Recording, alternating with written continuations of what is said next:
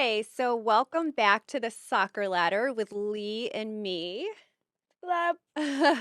We are so excited. We have an amazing guest on with us today, coming in from Belgium. We have Alessio Carlone. He is one of the founders of FPD Academy, and you're also a coach at Genk, correct? Genk Academy? Yes, KRC Genk, correct. And did I say that correctly? Yes, yes. Genk is correct. You have Ghent and you have Genk in Belgium. So we are the second one. So, I started the soccer ladder, or we started the soccer ladder because Liam is in his first year with Red Bull Academy, going into your second year. It's an amazing journey, but it's such an unknown journey. And I think so many parents feel that all over the world, no matter, if he's with an academy here in the US, I'm sure over in Europe. There's just so many questions about the journey. So, we have on players and coaches and people like you to give their insights and advice for all the parents and kids on this journey. I just want to tell people as well. So, I found you through Dante Vanzeir. Yeah, we played together in Genk. He is 2 years younger than me, so I know him from there. And yeah, we had our both careers. So yeah, we kept in touch. And then the last year he came to train in my academy, and we spoke a lot. So yeah, he's a friend of me. Yeah, that's how I discovered you was I saw Dante was training with you guys at FPD Academy. Liam is going to go over and train with Alessio at FPD Academy. I cannot wait. I cannot wait. Me neither, Liam. We're very excited to come. Yes. With that, let's get into some questions, and I think Lee is going to kick us off. Can you tell us about your playing career? Of course. So I started at I think 5 years old in a local team, and I think when I turned 11, I had the opportunity to join Genk, and Genk is one of the best academies in Belgium. So for me, it was a big opportunity to join Genk. Um, and yeah, so everything was going well. When I turned 16, I had my first professional contract in Genk. I played for the national team also. Things were going very well. And I think 2 years in a row after my professional contract, I trained with the first team of Genk. So I had the feeling that I was ready for the next step. But in Genk, yeah, there was a first team coach who didn't really play with youth back then. So I had the feeling that I had to go somewhere else to play in the first team. So I went on loan to a second division club in Holland, Den Bosch. And yeah, it was a very good period, to be honest. I enjoyed a lot playing against adults. Um, so yeah, after 1 year and a half, my contract finished in Genk. So I signed in another second division club, Eindhoven, FC Eindhoven. So I was not ready yet to play in a first league. I had the feeling I had to learn a lot because I was still young. So in Eindhoven, I had a very bad injury, knee injury. So I recovered almost a year. Um, and yeah, when I came back, the director changed, and I had the feeling there was no space anymore for me. So I decided to sign for 6 months in a third division club in Belgium to gain fitness again, to gain confidence also, because it's also very important. And after 6 months, because of this step, I had the opportunity to sign in Romania, a first division club again in Romania. So it was a big opportunity for me. I could play against teams like Steaua Bucharest, Cluj, who played in the Champions League, Europa League. So I signed there for IAS. I don't know if you know this team. It's a team who still plays in the first division. But doesn't matter. So Yeah, we played. I played there for 6 months, and after this, I went to Botoșani, another Romanian team.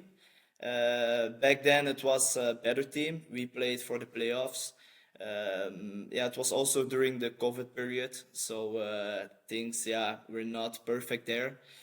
But I played. We ended that year the third place, so it meant that that we played for the qualifications for the Europa League the year later. So this is how it went, and when like 1 week before the qualifications, I had a call from the doctor. So yeah, a few months before that, I did an examination of my heart with the doctor, and he told me I had to retire because of a genetic disease. So this is when my football career ended. Yeah, this is a summary of everything. Oh Oh my my God. gosh. Oh, that would be so tough. How did you handle that? To be honest, I could tell you that it was easy, but it was not. So yeah, uh, the first weeks, I think months, I didn't tell anyone except my close family and friends. I took the time to yeah to think about what I wanted to do, to give it a place, basically. Um, yeah, like I said, at first it was not easy, but then I was thinking like, okay, what should I do? This is how I started also FPD Academy because my passion for football was still there. And I was thinking, what should I do? What do players need? Yeah, basically everything I missed in football.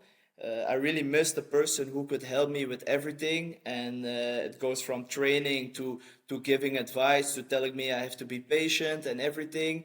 And yeah, this is how I start FPD or how I started FPT Academy. And I think that was Liam's next question is Hmm. what led you to FPD Academy or to open it. So what year was that you opened the academy? 2021. So I got the news in 2020 in September, and I think in 5 months later, 6 months later, I started the academy with two other friends. And is that located right in Genk? Yes, I also live in Genk. So, what do you recommend when we're over in Belgium? Like, what should we do or eat? Like, You can do a lot of things here. I think the main focus will be training, because at the end of the camp, you have to be ready. You have to, yeah, you have to say like, okay, I learned something. So this will be the main focus. But of course, it's not only training. You are here. You are. It's a kind of holiday also. So we can do a lot of activities. We have very good restaurants. We can go to the stadium of Genk. I can show you around in the academy. Yeah, we can do a lot of things. We can go to the city. And the fun thing is also, Genk is very near Holland, very near Germany. So Amsterdam is only 2 hours away. We can do a lot. Yeah, we're excited. That leads me to what makes FPD Academy different from other academies in Belgium? Good question. I think there are a lot of good academies in Belgium and in Europe, but I think we always focus on the quantity, on the quality, not the quantity. I'm sorry. So I know what I've missed as a football player, and this is exactly what I want to bring to people, to players, and also when we hire, for example, coaches and yeah, physical coaches and everything. The first thing we look at is the human. We only want good people in our academy because we believe like before you can be a great coach, you have to be a good person. So it all starts with this. It all starts with respect. So yeah, and besides this, I think we have quality coaches. We know exactly what players need, because the coaches were also most of them were football players, and they were also once in that position the players are now in. So I think this is something special in our academy. Also, the opportunities we have, the collaborations with teams. Yeah. What advice would you give to young players from the US who dream of training in Europe?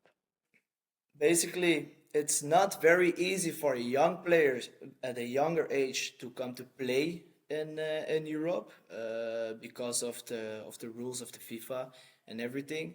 But if you have the right people who can guide you, who can give you the right training, who can give you the right advice, that I think it doesn't matter if you're in Europe or in the US, but it always depends on the hunger you have, the desire you have. You never have to lose. You never have to lose this. You know what I mean?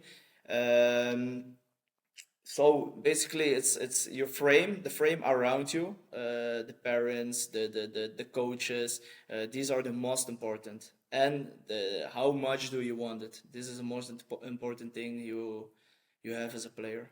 Has that been a consistent message with all of our guests? Like Yes. how much drive and how hungry you are and how much you want it? Exactly. We have a little surprise for you. Okay, I'm curious.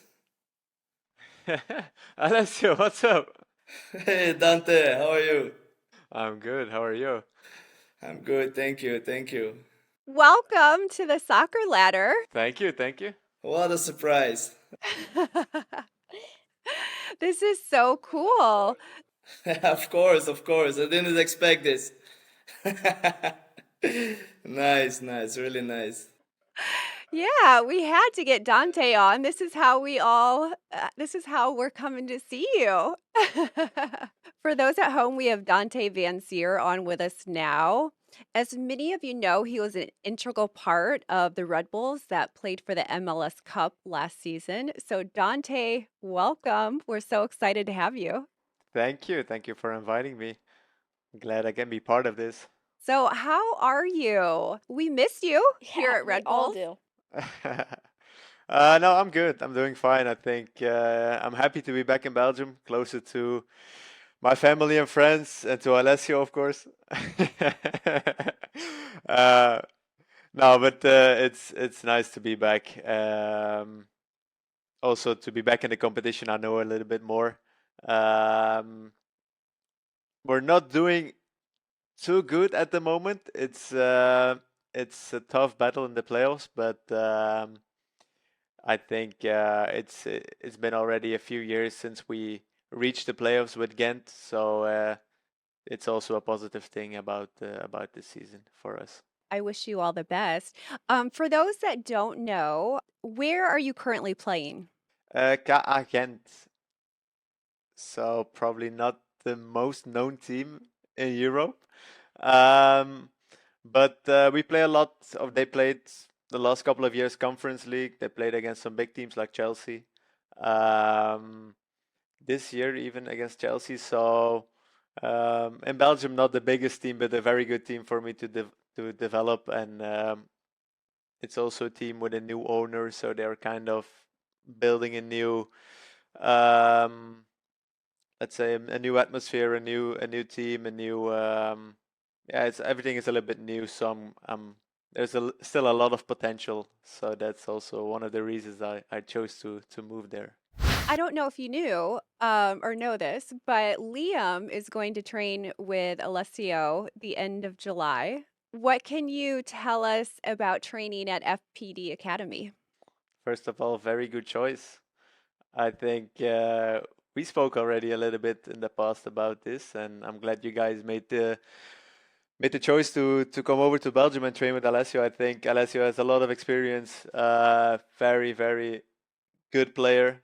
Um, I think his technical abilities can really bring players to a next level. Of course, he is the guy to guide and yeah, make you better as a player. But I think also the player itself needs to be open for a lot of hard work, a lot of difficult things, maybe in the beginning, a lot of new things. But it's definitely worth it. I think Alessio can bring a lot of experience to young guys, young boys as you, Liam. So it's like I said, it's a very good choice. Are you going to come train with us? And if so, I hope to see you. I might try to find some time. It depends because you said it's in July. Yeah, the 21st until the 25th. So you have to, Dante. You have to come. It depends because our season starts at the end of July, so I'm not sure what my schedule is gonna be like. But I might, if I'm not able to train, I might drive over and come and say hi and watch the training. I mean, no pressure. Or we can come to watch a game. It's also a possibility. There you go. Yeah, and afterwards you can come and watch a game of mine. Oh, okay. Twist our arm. We will definitely. What was that transition like going from Europe over to the MLS and then back over to Europe?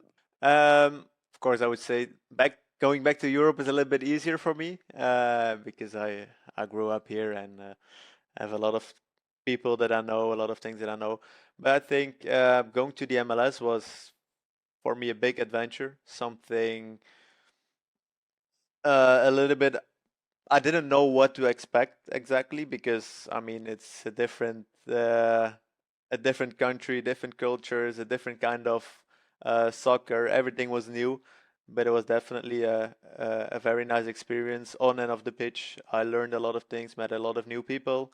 Had probably two of my best years regarding living there and having fun, and so it was a very nice experience. But for me, only a little bit I miss the game at home a little bit, the competition about around it, the family, and that's probably why my stay wasn't as long as expected. But no, I definitely enjoyed my time being there. It was well worth it. Well, we enjoyed watching you play. And I enjoyed beating you in that game that we played at Red Bull Training I Facility. can't remember. No, I do, but So I guess before you jump off, what advice do you have for the young kids that want to go next level? I think it's pretty simple. Just always believe in yourself. I say this a lot of times. Do not ever compete yourself or sorry, I don't find a word. Yeah, maybe like challenge yourself to other players in terms of um, trying to take the same path and have the same kind of road to make it pro. Let's say every player is different, every career is different, every path is different, and you don't have to get nervous or a little bit too emotional um, in some yeah, sometimes just I think be patient, work hard, believe in your own qualities, and never ever give up even when you have negative circumstances. I think every player will have some negative or not negative, but maybe more bad moments, but just fight through it, and I'm sure you will create positive things in the future. Yeah, I think that's been a consistent Yeah. theme is believe in yourself, like work hard. And like everyone has their own journey and path. Everyone's gonna like have their own journey with like all kinds of twists and curves and everything else. Since you mentioned it, I know you had an injury while you were with the Red Bulls. How should kids handle setbacks? And both of you could answer this. That would be great to hear. Shall I start? I think yeah, injuries are also a part of the game. Um, you are or you have to be very very lucky to never get an injury in your career. But some are minor injuries, some are a little bit bigger. But it's also very important, I think, to train hard. But besides that, also take your rest, have good sleep, have good nutrition.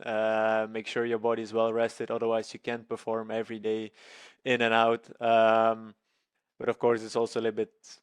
It's a small part is luck as well. Sometimes you can't always decide or have control of your body. I think unless you can go a little bit further on that in a minute.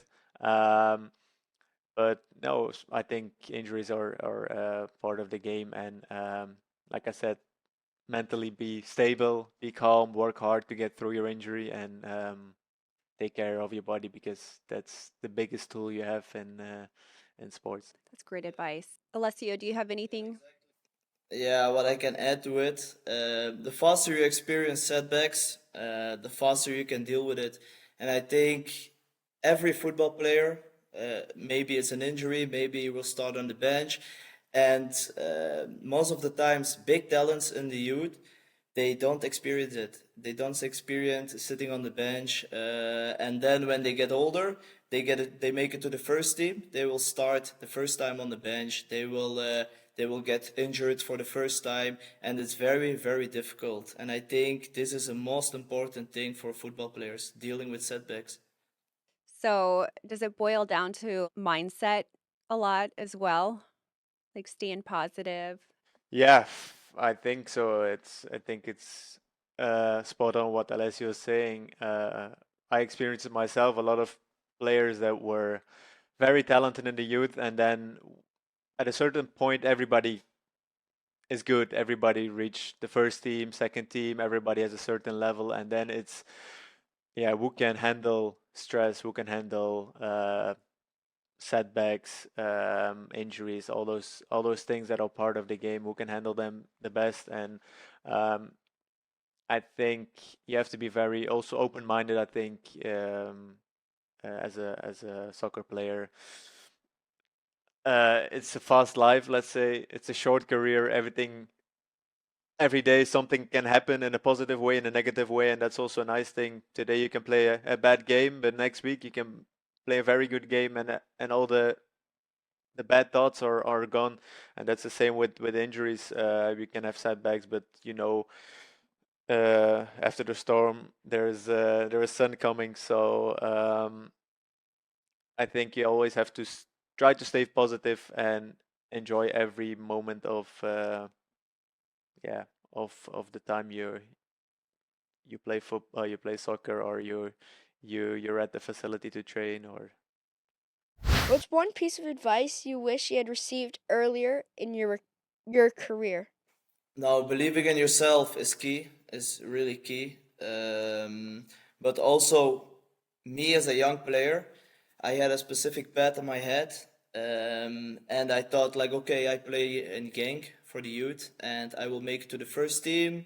And like every young player, you have big dreams. You will end up maybe in Barcelona. You can, I'm exaggerating, but this is what you have in your head. But then yeah, things will happen. You will get injured, maybe. You will have a coach who shoots for other players. So it doesn't mean that one door closes and yeah, it will there will not open another door. You know what I mean? So it's very important to understand that okay, whatever happens, it was not meant for me, and there is another way. But yeah, I have where I want to be. I have it in front of me, and it doesn't matter how, but I will reach it. So this is what you have to keep in mind always. I Yeah. feel like that applies to everything in life, right? Exactly. yeah, I will add something small, what also stayed in my mind since I was young. When you have certain coaches or you're gonna analyze yourself, it doesn't matter. You always have like your qualities, good things that look, this is a quality of mine. I know I'm pretty good at it, and you have also some weak points. And a lot of people are always focused on the weak points, and you have to improve them, improve them, improve them. And for sure, that's a big part of getting better, improving your weak points. But I think it's also very, very important to keep challenging you and keep improving your good points as well. And that was something in the beginning. I was like, I'm good at it. Why should I work on? I mean, scoring goals. Why should I work on timing my depth, my runs in the depth? I don't know those things, but you have to keep improving because once you make your next step and go on a higher play on a higher level, the defenders will be smarter, and your good points, they might weaken off a little bit. And I think it's also very important to never lose track of your strengths as well. They're your strengths, and you have to keep them that way, to make sure you can always count on them when you need to. I think that we've consistently heard that message as well. Like, make sure you're working on your weaknesses, and the sooner the better. It's important. It's very important, but never lose track of your strengths as well. Lee, what do you think your strength and weaknesses are? One of my strengths is how vocal I am, I think, and then my long balls out of the back. That's your strength? Yeah. So what do you think is a weakness? I think I had to do better on like scanning and being more aware in a central position. That's a very, very interesting thing, because I think scanning is one of the most important things in soccer. Um,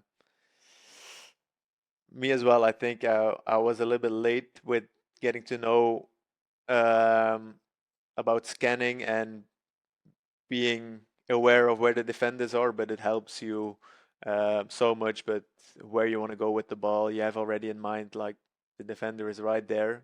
I have to take my control on this side instead of reacting. Let's say you have to be ahead of your defender, and I think if you see the big players, the very good midfielders, they already know a few steps ahead. Um, so it's key. It's a very big point. I love that, and especially you played in the Red Bull system. They're like they're really big on the long balls and scanning and moving the ball up really fast. That's how you can speed up the game. How do you think technology like video analysis, GPS trackers, is changing the way we develop players? So, for instance, I saw too, you trained with some kind of glasses. And I saw Dante, you trained with him when you were with Alessio. What are those? Alessio just made me blind for a few minutes and tried to pass some balls. Yeah, for example, these are the reflex glasses.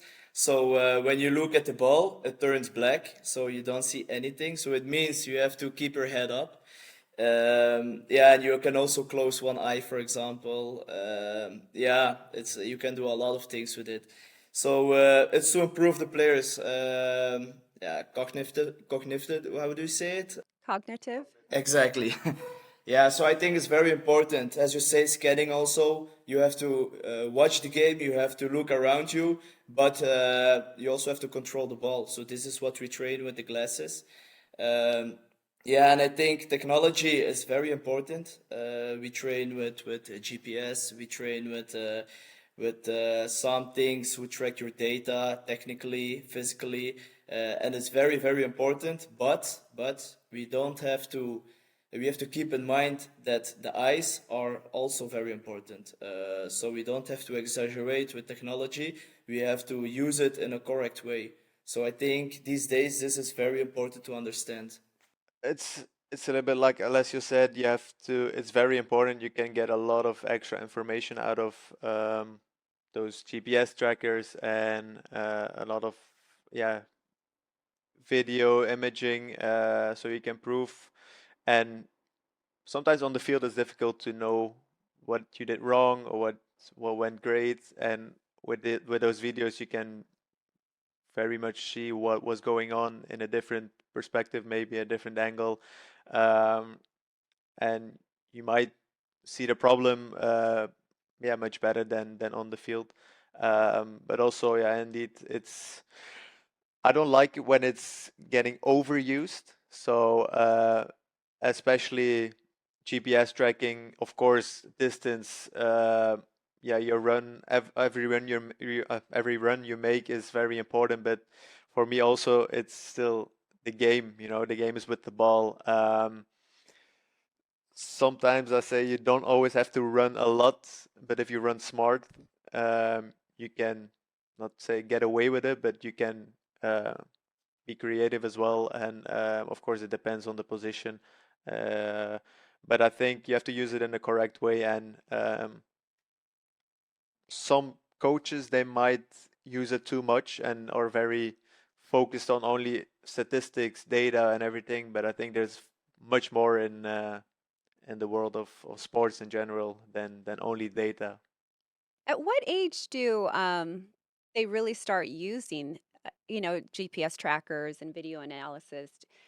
Do you guys use it? No, Not I yet, think right? in 2 years. Oh, okay. Do you use it at FPD Academy? Yes, yes, not for every player, but for example, the pro players who come during the off season, it's very important that they also can show their team what they did with us. So it's yeah, the reason we do it is to collaborate with the teams for the player, because the player is the most important thing. And when they train with us, when they train at their team or they have their individual program, yeah, it's not good when we don't work together, you know. They can get injuries and everything. So this is why we use it also. And also, yeah, before the training starts, we know like, okay, we want a specific amount of touches with left, with right. This is also based on their strengths, on their weak points. So this is also why we do it. So after the training, we know exactly what we did. And maybe we have to do some extra things with, for example, the left foot. Yeah, this is why we use it. So when Liam comes to train with you, will he wear the glasses or is he like still too young to do that? No, he can do it, of course, of course. So he's looking forward to it. So of course he will do it.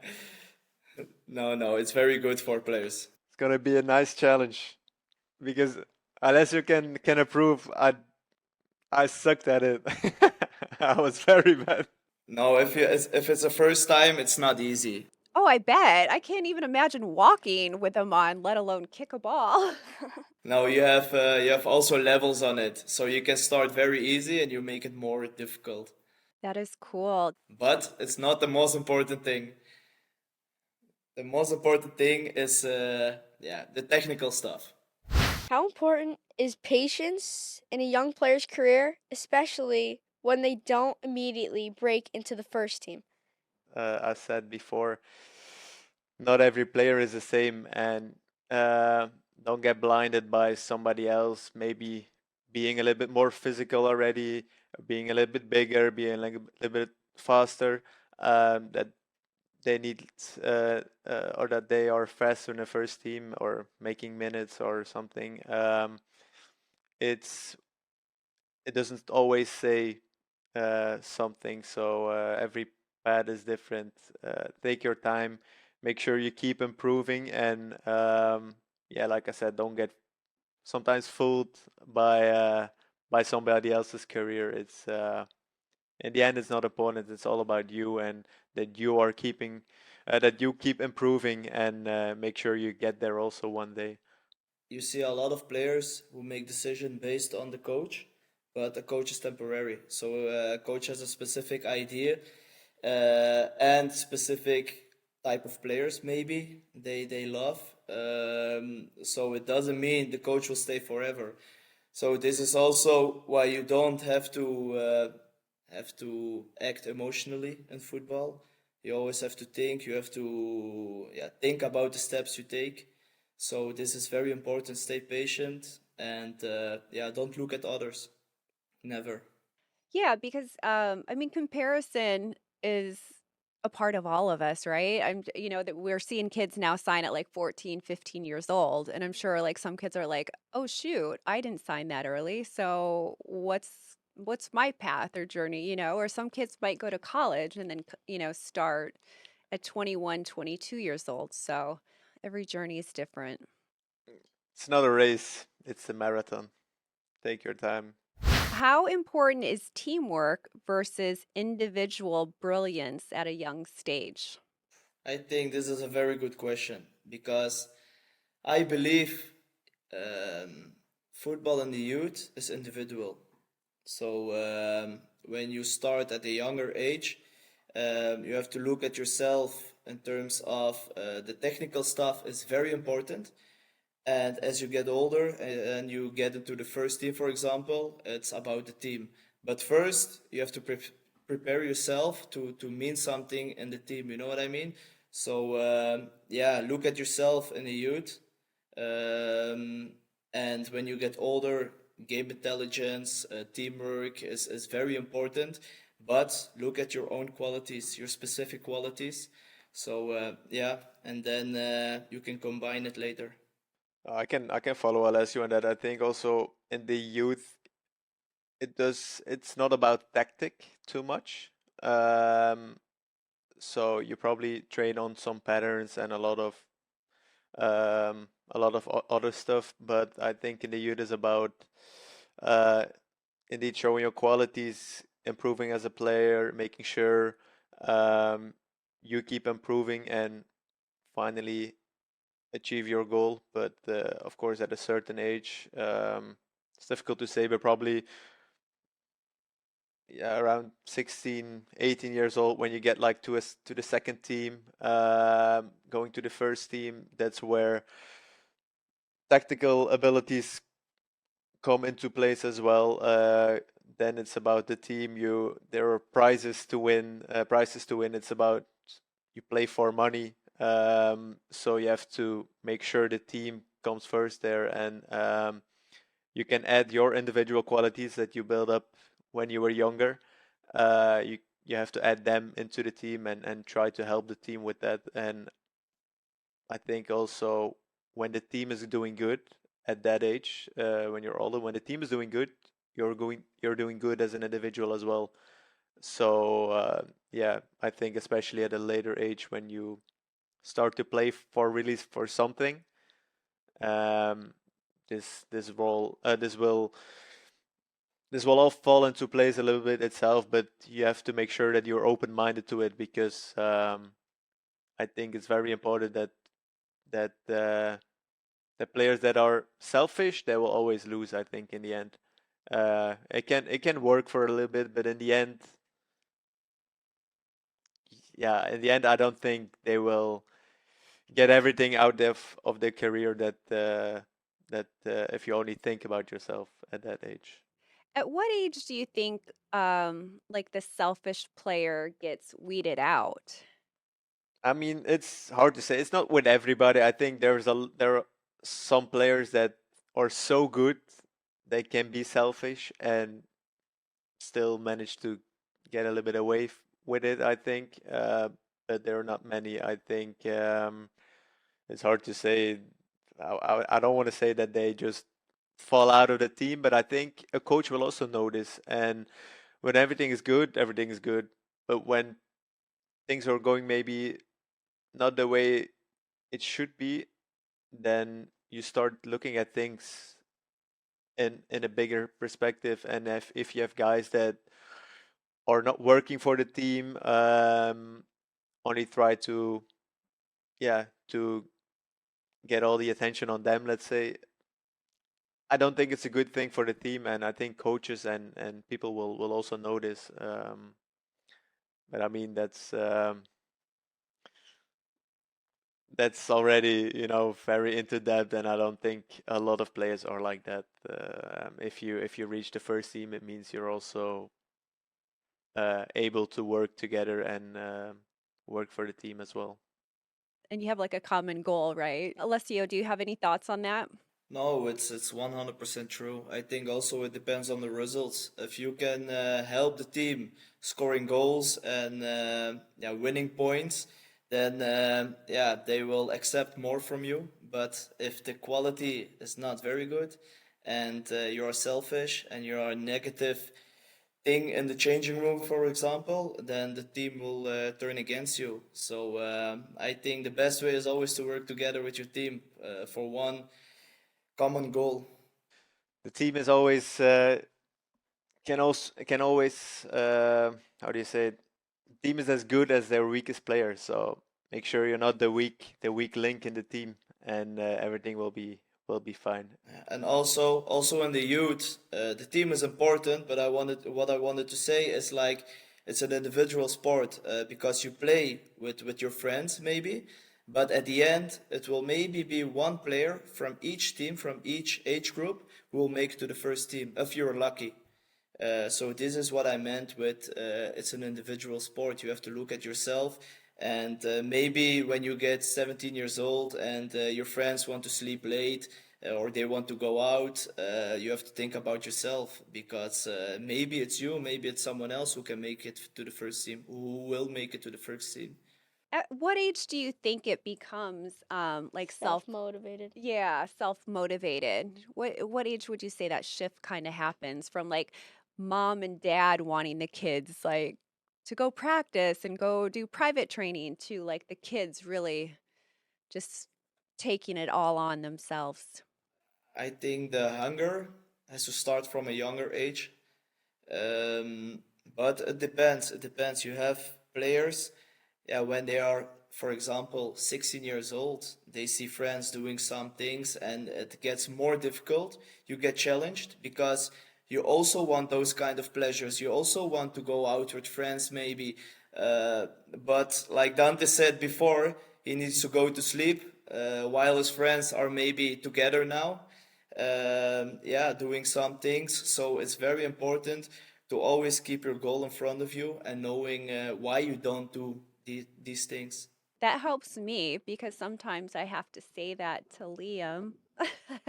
You have to. I think it's also very, very important to have a good balance. You have to make sure you also enjoy your time being with friends, but you have to sacrifice some things. You can't have everything. That's not how it works. I think. Also, when I was younger, I had to skip some birthday parties, let's say, uh, and in the end, like now we're laughing about it because it's funny to say, but like when I was younger, it meant a lot. Oh, I can go to my friend's birthday, and but I had training or I had to go to I don't know where. So, but I mean, it's all worth it in the end once you reach your goal. That yeah, you're glad that you made sacrifices about these things. And one more thing I wanted to say is very because you asked like at what age do you become more like self-aware and like more um Self-motivated. yeah, indeed. For me, it was very hard when I was younger. I was also a guy that enjoyed playing the game. I was there for fun. I go to training. My friends played all there, and I wasn't really aware of I want to become a pro soccer player. And then I got an injury at 16. I tore my ACL, and for me, that was a turning point in my career. So I want to say sometimes it's very hard to really um, get a certain trigger or be aware of like, this is what I want to do. What I want to do for the rest of my life. I want to become pro, and for me was maybe something negative that turned into something positive because I was a guy that laughed a lot, joked a lot, and wasn't really serious, and that really made me think like, you see, a career can be over before you know it. So if you really want to know, really want to make it pro, then you have to get serious and really work for it because before you know it's too late. What's the biggest lesson soccer taught you personally? The world of soccer is not always the nicest world. It's very competitive. There's a lot of um yeah, hard moments, a lot of individual I mean it's the battle of the strongest sometimes. You have to compete against a lot of people. Also, not every coach likes you. Some coaches they like you, some don't.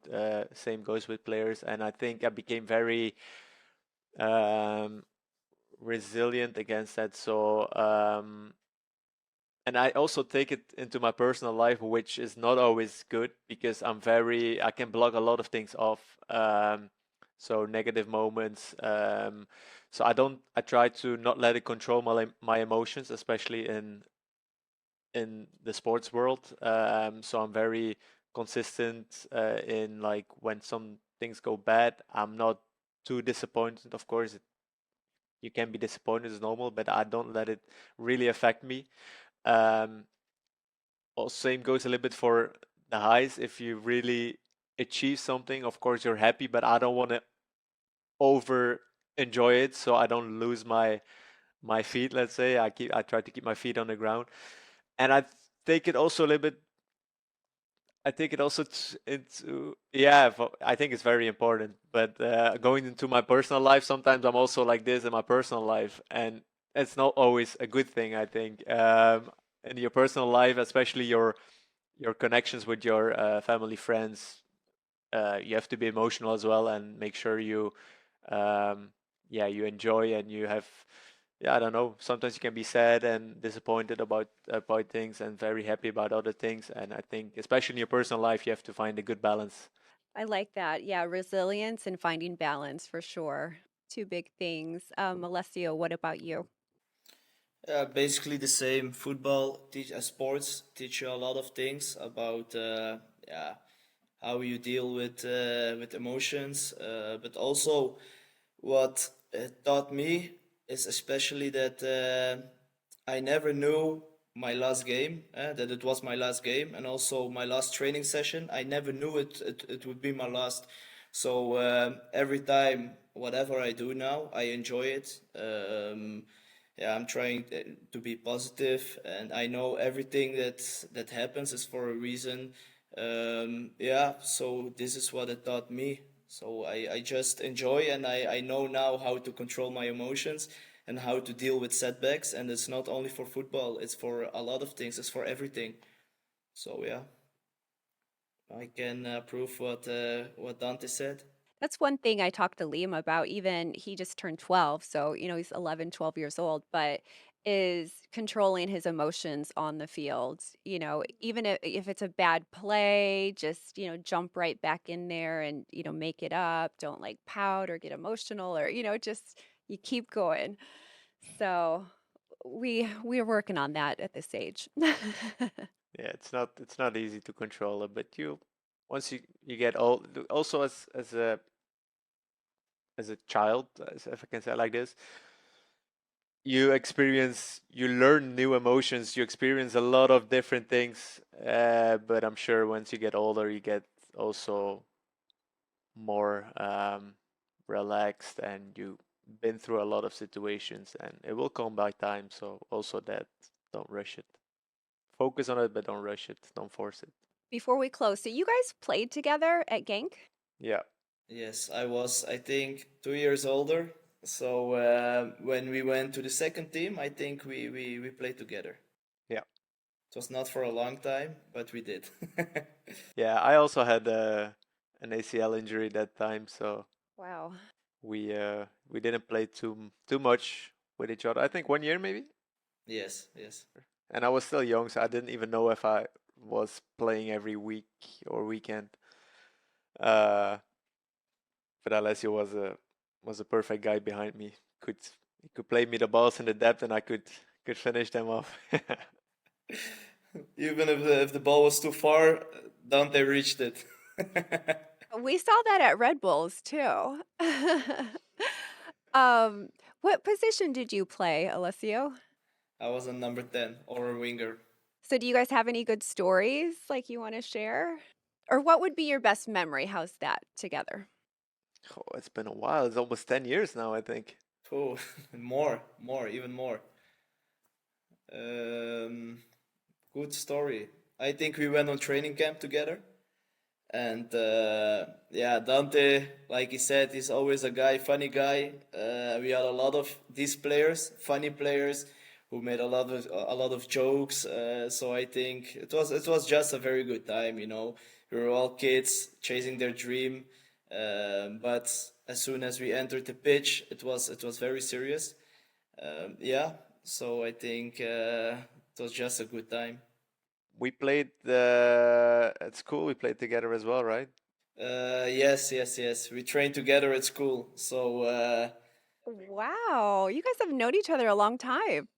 yes, yes, yes. When you turn like 14 until 18, when you finish school, you train together. Like before, it was at school. So yeah, we shared a lot of hours on the pitch together. And at school, it was always funny, If we think a little bit further, we can find some crazy stories from at school. 10 minutes after we get off, you'll be like, oh, shoot, there's that story. Probably.